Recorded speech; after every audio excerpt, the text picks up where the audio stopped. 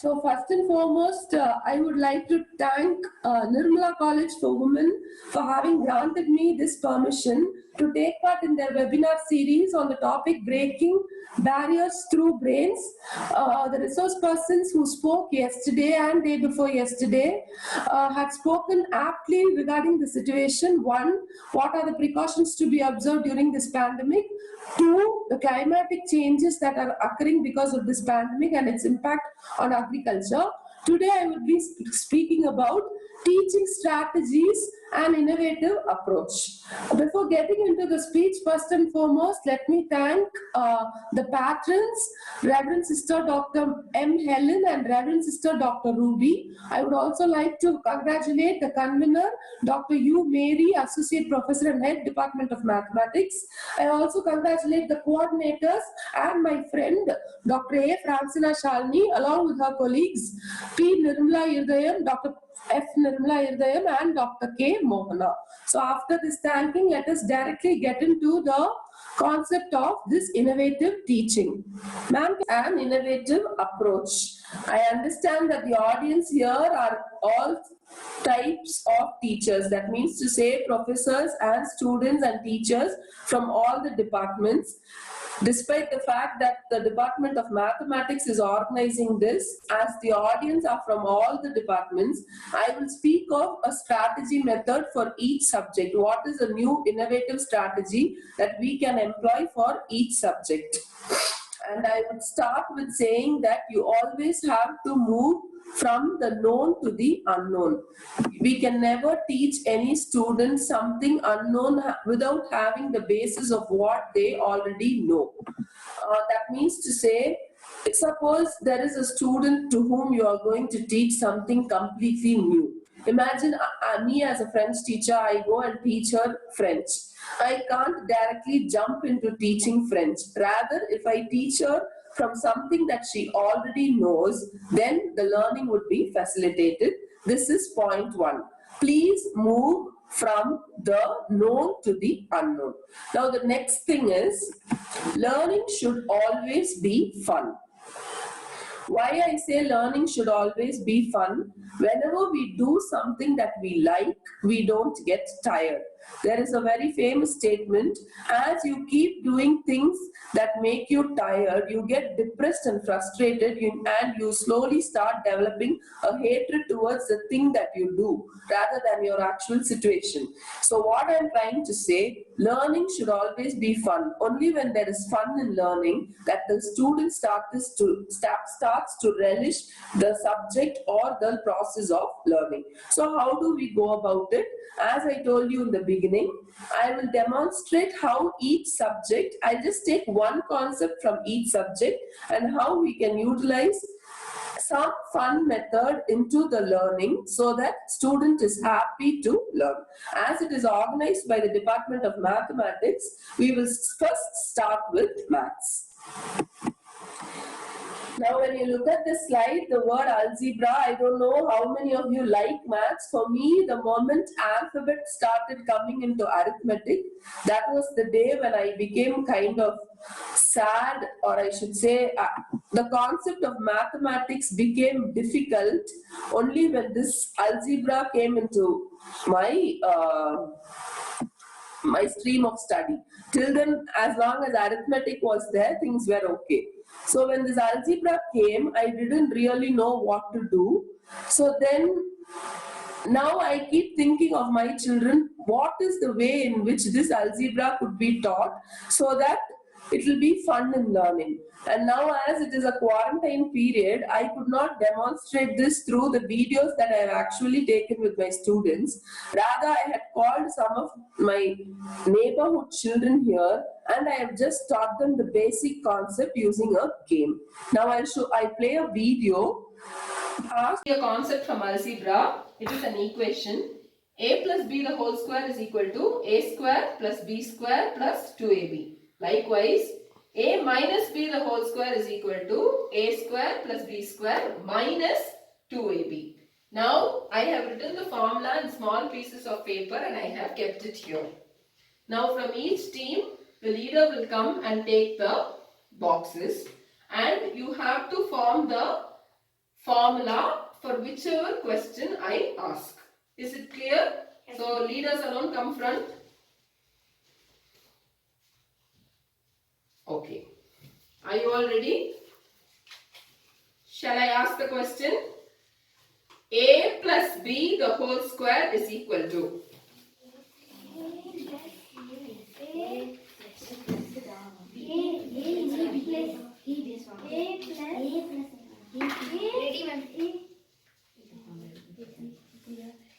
Show to the class. A plus B. B plus B.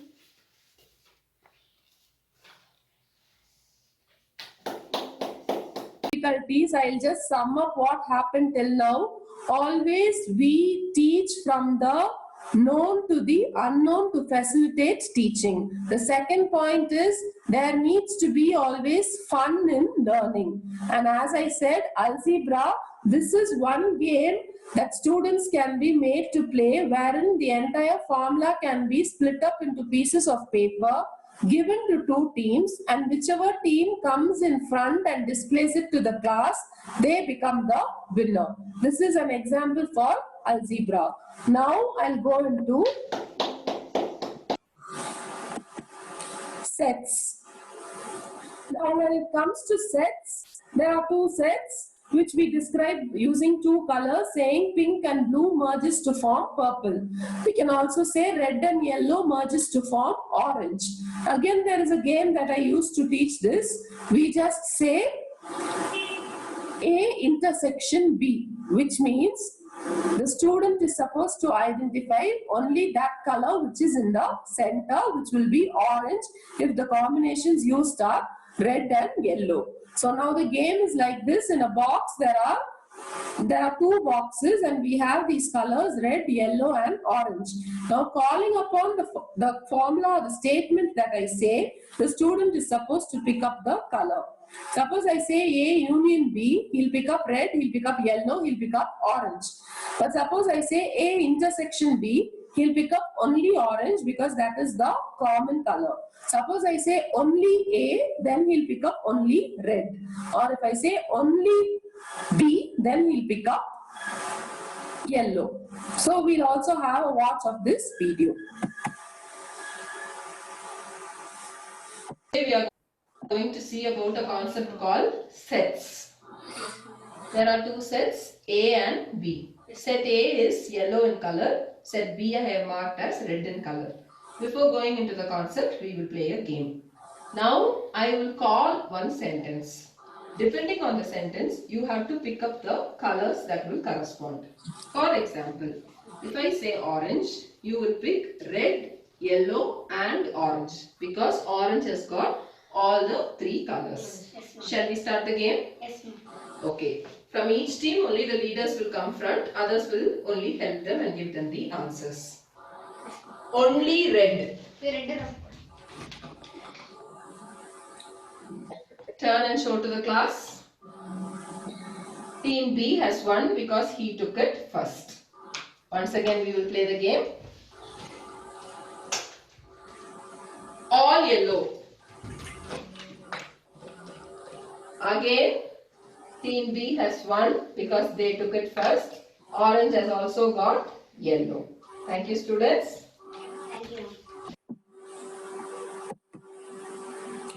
Okay, now we'll go into this concept which is taught to all of us in physics, Newton's laws of motion. Now in the Newton's law of motion, we know a law which says every action has an equal and opposite reaction.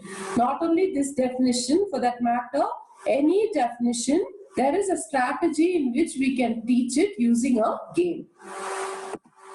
I am going to talk about the definition, the law of motion. Every action has an equal and opposite reaction. Yes, ma'am. I am writing it here.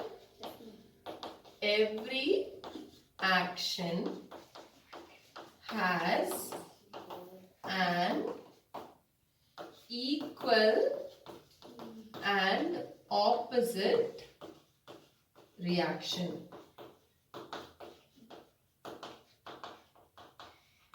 Now I want two teams, and in each team there will be one leader who will come and take this from me.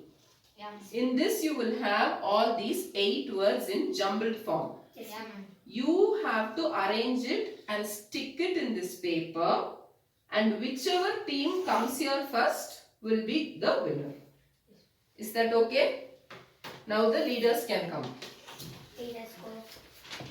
This is the paper. This is the paper. This is the gun. This is your paper. Start. Now the game starts.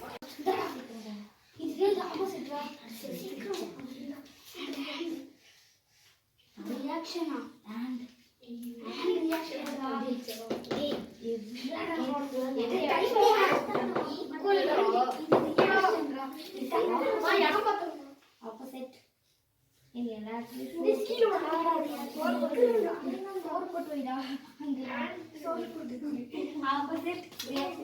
Finished. Show to the class. Out. Show to the class. Out. Okay, don't fight. Show to the class. Hold it and show to the class. Arya, please don't doubt. Show to the class. So the winner is team 2. Show to the class.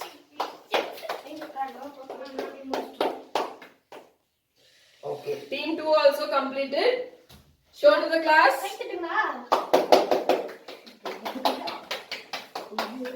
Go. This particular definition has 8 words which were put in chits, and these small boys, they were asked to put it in order, stick it in a piece of paper and demonstrate it, or to come and show it in front of the entire class. Now as we saw the video, you would have seen the happiness that was going around in these small kids. To tell you the truth, they all do not come from privatized institutions, rather they come from schools where the medium of instruction is Tamil.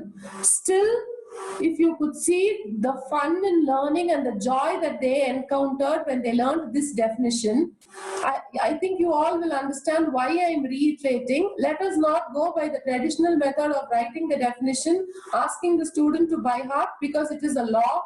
Generally, we see teachers saying any definition cannot be changed. It has to be learned exactly the way it is. So this game, like the previous game, we put it into chits and we ask them to stick it and bring it, so that as a team they work, and when they work as a team, even if one student is not confident of the definition, the other student guides them. Maybe to start with, when you're playing the game for the first or second time, you write the definition on the board so that they can see and stick. But maybe after a week's time, when you conduct a test, you don't write it on the board. Rather, you only tell them you have to memorize the definition, or by this time you would have memorized the definition. So stick it and come, depending on the order of the chits. So now this is for physics. Now I get into this subject, biology. Generally we learn herbivores are plant-eating animals, carnivores are flesh-eating animals, and omnivores, they eat everything. So for this I have a very funny game that the students can be made to play. What happens is, when I say herbivores, the student is supposed to sit on the floor. That is, suppose I say zebra, the person will sit on the floor. Suppose I say man, they will remain standing, because all omnivorous animals, the instructions given to them is to stand. And likewise, when I call about lion or tiger, they stand up on the table. Whoever stands first becomes the winner. Going to see about the concept of carnivorous, herbivorous, omnivorous animals. Before we get into the concept, we will play a small game. Herbivorous animals will eat only herbs. Carnivorous animals will eat the flesh. Omnivorous will eat both. Now, when I call upon the name of an animal, if it is carnivorous, you should stand up on the sofa. If it is herbivorous, you should sit on the floor. If it is omnivorous, you should only stand. Don't make noise, don't ask your friends, you only do whatever you think is right. Shall I call out the animal? Rhinoceros.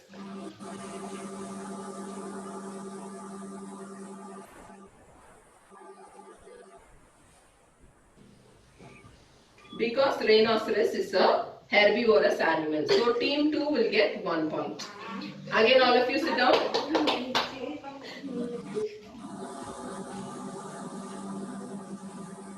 Crow. Who stood first? What is your name? The boy in blue shirt. So team 3 will get 1 point because crow is omnivorous. Okay, you can sit. So now we saw wherein the students for herbivorous they sit on the floor, for carnivorous they stood on the table, and for omnivorous they remained standing. Now something might run into the minds of all of us as professors.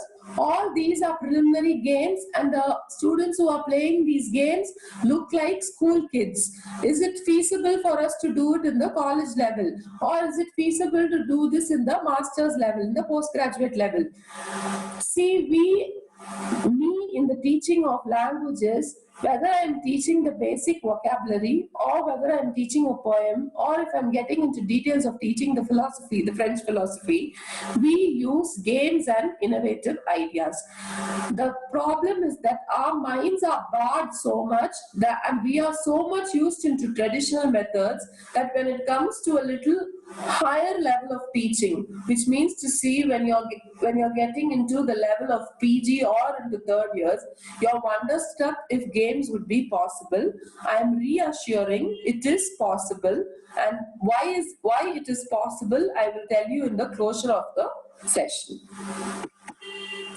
Now I get into English literature, the very famous poem Road Not Taken. Generally, this becomes a memorita poem for children. So how do we go about it? We all know that repetition is the best tool to memorize or to learn any poem. This again, I'll demonstrate this through a game. There is a ball which is circulated at random to any student. Student A starts with the line, with whatever line the poem starts. Two roads diverged in a yellow wood. He throws it to the next person. So this person has to say diverged in a yellow wood and throw it back. Two roads diverged in a yellow wood. Two roads diverged in a yellow wood. As they keep playing, whether the student misses the ball or if he or she misses the sentence, they become out. Now, why do we play this game? One, the entire class is watching them play, which means the repetition done by these students is heard by the other students sitting in class. Two, as they play circulating the ball, there is a physical activity which prevents them from getting sleepy. Diverged in a yellow wood. This is a memory poem. Now we will start a game and learn this poem. Yes, ma'am. Sam can start. Two roads diverge in a yellow. He is out. Start. Two roads diverge in a yellow wood. Two roads diverged in a yellow wood. Two roads diverged in a yellow wood. Two roads diverged in a yellow wood. Two roads diverged. Out. Out. You do it. Diverged in a yellow wood. Two roads diverged in a yellow wood. Two roads diverged in a yellow wood. Two roads diverged in a yellow wood. Two roads diverged in a yellow wood. Two roads diverged in a yellow wood. Two roads diverged in a yellow wood. Two roads diverged in a yellow wood. Two roads diverged in a yellow wood. Stop. So the game goes on like this till there is only one participant left, and which means to say he will be the winner. But the reason for demonstrating this game is this repetition of the verses of the poem, which is heard by the class and which is repeated by the participants, ensure or it facilitates easy memorization of any poem. This can be used for even definitions, for formulas, for even Tamil literature. Like when we teach them Tirukural, we can use the same thing. Say for example, we have some Tirukural saying Agalvarai Tangum Nilam Pola. The first student says Agalvarai, he throws the ball. The next one has to catch and say Tangum, and they play this game. Now I come to my own subject, French. the concept of teaching numbers. Now I will just call upon the numbers. One is a, the, trois, quatre, cinq, six, sept, huit, neuf, and these. Now suppose I am teaching the numbers to the students. I write this on the board and call out the numbers maybe once, twice, or thrice, and he or she listens to it, and then we play a game wherein I display a lot of numbers on the board. Two teams are called out. One team is supposed to come and cross out the number that I call. Whichever number comes first, they are declared as the winner. Today we are going to see the numbers in French. 1 to 5. Un, deux, trois, quatre, cinq. Before going to the class, we will play a game. Now I have written all these numbers on the board. I will call one number. Whichever team comes first and strikes out that number or circles that number will get the point. Are you ready? Yeah. Each team can select one captain. Are you ready? The. 3. Okay. So the winner is, you come this side. The means 2. So the winner is, what is your name? Vignesh. Clap for Vignesh. In Coimbatore, she runs an institute called Bienvenue, and in that Bienvenue, we teach French from the basics. Now, this is yet another concept as to how games, numbers can be taught.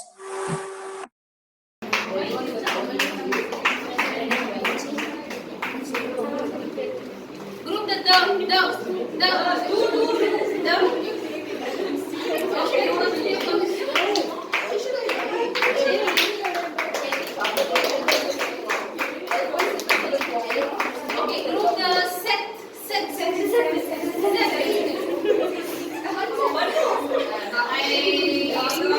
Senior. Okay,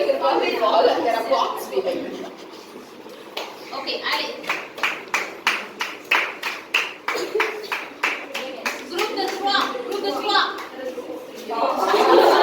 Hey, Babs. Okay, continue. Group the 4. Didi.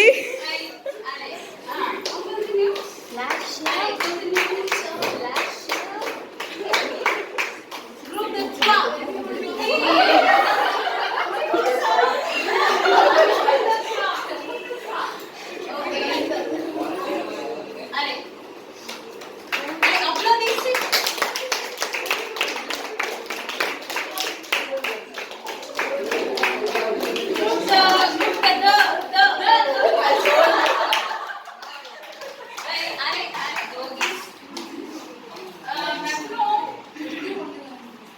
Attendez, il y a seulement un prix.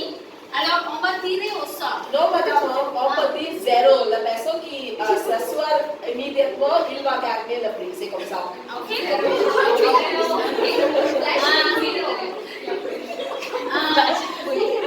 Last year, 0 சொன்ன first year யார் உட்கார்ந்தாங்களோ அவங்க தான் winner.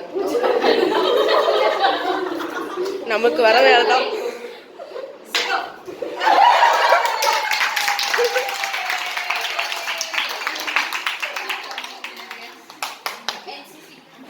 Pooja. The winner, this is yet another demonstration.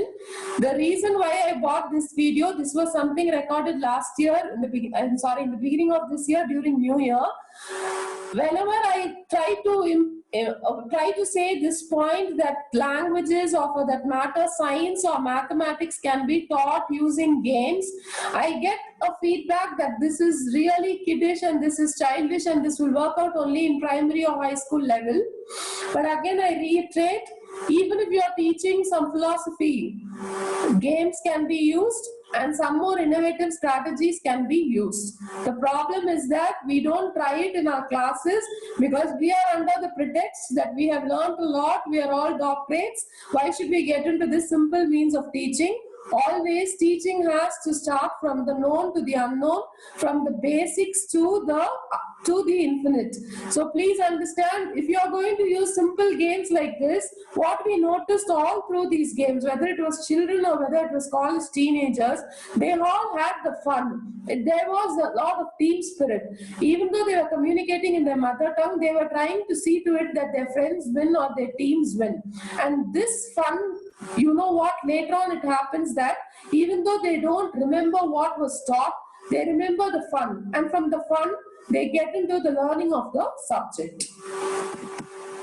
Now, this is yet another concept. In Tamil, we have all been taught something called Ilakkanam, which is grammar. And generally, this Ilakkanam is taught to us through Ilakyam, which is literature. Now, I had a different concept in my mind. Why can't we teach this grammar using cinema songs? And we had a similar webinar day before yesterday, uniquely for the Tamil professors, how to teach Ani Ilakkanam using cinema songs. Thirai Padalgal Vailaga Ani Ilakkanam. I will just take one clipping as to what could be done. Now I show this to the student. Instantaneously, the student is very happy. Manna Mamanna Nee Oru Mama Manna. Pumari Tenmari Nal Pudiyum Nee Oru Mollamari. They are so overexcited and overwhelmed in the class because they know this well. Now from this, we get into the concept. இகழ்வதை போல புகழ்வதும் புகழ்வதை போல இகழ்வதும். What Ani is that? When we question the student, definitely they come to know that this is Vancha Pugalchi Ani. This is yet another innovative strategy of teaching. So this is my name and this is my email ID. I know there will be a lot of, I don't know what to say, discrepancies, or there may be doubts in your mind. If it is feasible to teach everything, whatever be the toughest topic, using some innovative method rather than the usual chalk and talk or smartboard or showing a video method. So if at all you have some topic, you can suggest it to me right now by the chat box, or you can mail it to me to this ID. I will give you an innovative strategy. This is a general concept in India long ago, that the teacher is an imparter of the knowledge. She comes into the class, she transfers her knowledge to the students. But in this generation, it is not the transfer of knowledge. Rather, the teacher is a facilitator. So first, I reiterate to all the professors, I'm not speaking for or against any professors. If at all there is some professor here who feels this is too kiddish or too childish, how can I do it in a college level or in a master's level? I'm telling you, please take away this mental block. You are no longer going to enter into the class, take a piece of chalk piece, go to the board, start teaching. Or nowadays, since smart boards are available in almost all colleges, get into the class, switch on the smart board, display your PPT, start speaking, student listens. All these are available as MOOCs. They have massive online open courses. And now with artificial intelligence coming up, they have even more. Sophie is coming up, Alexa is coming up. So what I would say, include technology into your class, but I also reiterate, technology will never replace teachers. But a teacher who uses technology will definitely replace a teacher who does not use it.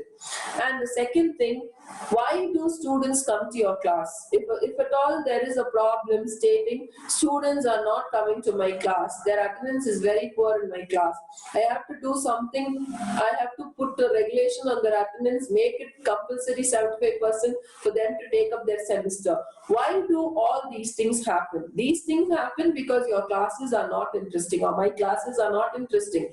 Whenever classes become interesting, you don't have to compel the student to come into class. They will come, they will attend. Now, even now, I look at so many professors who are bothered about the feedback form, and their desire is to get the certificate and show it to their colleagues or to show it to their management to get an API score. Yes, I have attended so many webinars. If we as teachers have this mindset, what would be the mindset of a student? Even he will have the same mindset. I have to attend the class, I have to get an attendance, and with that attendance I need to take up an exam, get a degree. But life is not about getting a degree, it is about learning. And if you really feel learning and teaching has to happen, start from the basics, start from the scratch. Nothing can happen. You can't have, I will just tell a small story. There were 2 pots, and these 2 pots, one pot had a small hole, and there was a farmer who was fetching water from the well and taking it to his master's house. He always used to carry the one with the hole in his left shoulder and the one without the hole in his right shoulder, and he used to walk. As he used to walk, this pot that had the hole used to let out the water, and by the time he reaches the master's house, the pot is only half filled. Whereas this side, that pot is fully filled, and he empties it into the drum or whatever is there in the master's house and comes back.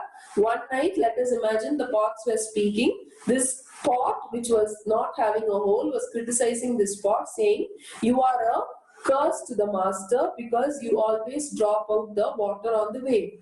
So the next day the pot was depressed, and it told the master, "Please understand, master, you better buy a new pot because I am wasting all the water." Then the master says, look at the side, that side where I walk, that place where you used to walk, that side was filled with flowers because this pot was watering all those flowers. Rather, that pot was only concentrating on filling the drum. Likewise, now let us compare this story to our real life. We have students like the full pot, who are able to get the entire knowledge that we transfer. They take it in their pot, they go and empty it in the exams. But we also have some pots. It would be termed cracked pots. I don't want to use the terminology cracked pots, pots with holes. They are not capable of transferring the entire subject into the drum, which is the final examinations. But it is these students, they are so capable of drawing, they are so capable of dancing, they are so much capable of so many extra things, and it is these students who make the world beautiful. So let us concentrate as to how you can make these students academically inclined. And you want to make these students academically inclined, bring fun into the class. Because these students are not going to be like those students taking the book, going home, preparing notes, coming back to class, listening to the professor. Rather, when the class is happy and funny and they know there is some teamwork happening, even the last bench student would be motivated to come join his friends and participate. I spoke of the first constraint, which is the noise in the class. The second constraint is the interference of the other professors who they are not able to accept change.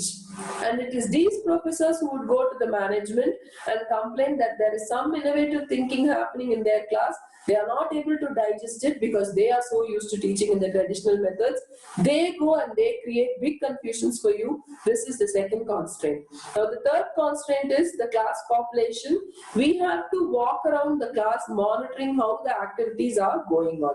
We just like that can't stand on the podium, allow them to play games, because with due course of time, the student might get entangled in something else and they will not be playing the game. So it is our duty to walk around the class to check and see if the game is played or if this new concept of teaching through songs has reached the class. We can also use two more innovative methods, which is theater, wherein the student comes front and they do a role play.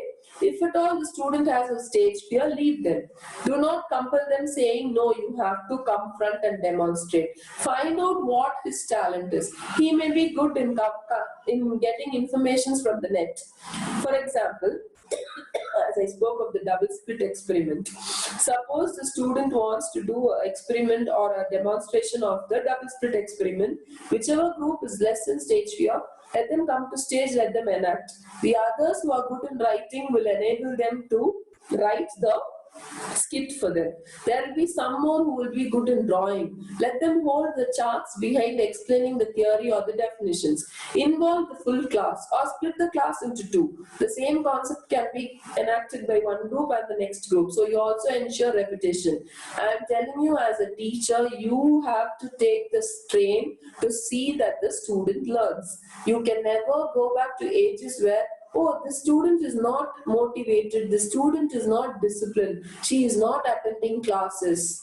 I am telling you, we are getting into a digital era where There is a fear among so many teachers that technology will soon replace teachers. Even now, we are doing a lot of online webinars where one particular professor is teaching thousands of students at the same time. What will happen in future if this continues? If you are really a capable teacher, students will log into your session and listen to your class. Or else, you know what they would do? They will unmute their video and audio. They will also unmute your audio. They will give attendance, fill up the sessions or the quizzes, take up the test and show you that they have passed your paper. But you will, with due course of time, understand that your session was not watched properly. Please don't let this happen. Let the change come from here. Please take care of also the students who are not academically inclined. As a teacher, this is my request because I face a lot of problems. When this happens, generally you should notice you will have a lot of support from your friends and colleagues saying, yes, you are doing an innovative thing, good. There is a lot of noise in your class. Please maintain decorum or take them to the ground. These kind of people are your friends. But there are some more kind of people who come and tell you, oh, what an excellent strategy. But the way they speak to the management, you think all this is going to allow students to learn? You think that the student is going to remember the subject? No, the student is only going to remember the name. These kinds of people or the people who speak like this are the ones who are incapable of being innovative. I'm making it very straight. If there is someone who in your own college is coming and telling you not to do something new and to follow the own things that were previously happening, please realize that particular teacher or professor or student is incapable of change, and it is they who deteriorate the entire learning teaching system in our country. Whether we are teaching for master's level or for the school level or for the UG level, please start from the scratch the concept that you are going to teach. I would be happy if anybody could call upon a concept. If you tell me what the concept is, I will tell you what is the innovative method that you can use. We have used games, we have used cine songs. These are the two things I spoke about. We can also use theatre, wherein the student comes and does a role play in front of everyone in the class.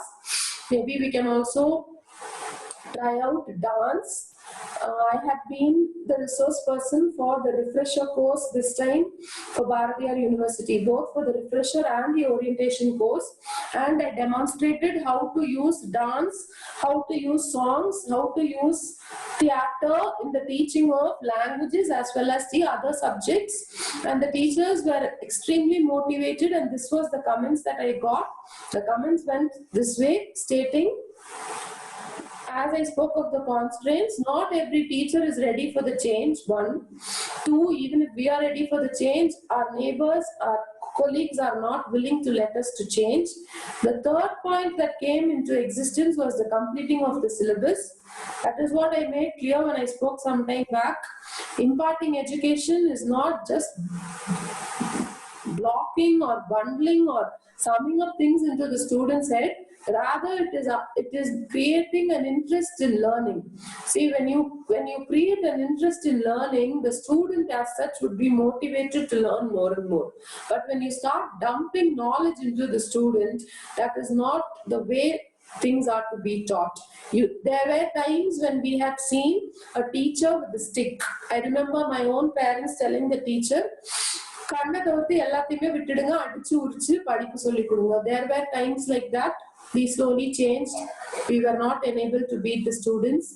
Then we came to a stage wherein instead of chalk and blackboard, we started using smartboard because we wanted to bring in the three-dimension, the video, the audio. Now students are expecting even kinesthetics, and every time they expect something new. When you do the same thing over and over again, the student is bored. So don't do the same thing that you do. Once upon a time, I was taught this when I was in standard 6 or when I was in my first year. Now I go into my class and I teach my students the same thing. What does it mean? There is a very beautiful quote. When you teach the students of today as you were taught yesterday, you deny their future. Other questions or all right, we shall now wind up. So on behalf of the management, Secretary, Reverend Sister Dr. Luby Alangar Mary, Principal, Reverend Sister Dr. M. Helen, Vice Principal, Reverend Sister Dr. Mary Fabiola, and our Head of the Department, Dr. U. Mary. I thank Ms. Cynthia George, Assistant Professor, Department of French, Providence College, Connur, for all your efforts that you have taken to present these innovative methods in teaching. Thank you, ma'am. Thank I you, thank Shalini. I thank This time I I thank our secretary, Reverend Sister Dr. Ruby Alankara Mary, for her prayers and wishes. I thank our principal, Reverend Dr. Sister Helen, the person behind all our endeavors. Thank you, sister. I thank our vice principal, Reverend Dr. Sister Mary Fabiola, for her encouragement, love, and concern for each one of us. I especially thank our head of the department, Dr. U. Mary, for her constant support and appreciation to all of us. My special thanks are due to Dr. Lima Roslin, Department of Commerce, for her untiring help during all the 3 days. Thank you, ma'am, for the smooth conduct of the webinar. Finally, I thank our participants without whom the webinar wouldn't be a grand success. Thank you, dear participants, for your participation all the 3 days. Thank you so much, and thank you one and all.